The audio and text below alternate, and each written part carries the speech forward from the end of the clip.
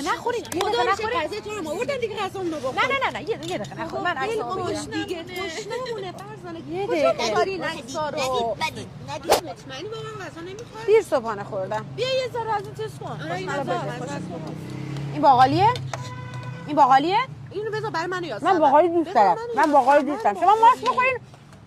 آقا 2 تیکه نون میارین مادر اومد تو تالار اومد تو تالار خب جلوی همه مهمونا خورد زمین انقدر خنده دار حالا واجب نیست ولش کن چرا واجبه برای تو وای دلم برای آقاییم تنگ شد کاش اینجا بود انقدر کباب دیگه دوست داره بذار تنگ بهش بذارم هر دفعه ما میایم اینجا سلام عزیزم چطوری اومدم ترچین طوری نه شو به سجادشون نبشه بهار 18 به یادت کباب دیگه سفارش دادم عزیزم کاش به جای دوستام تو اینجا بودی حالا زنگ میزنم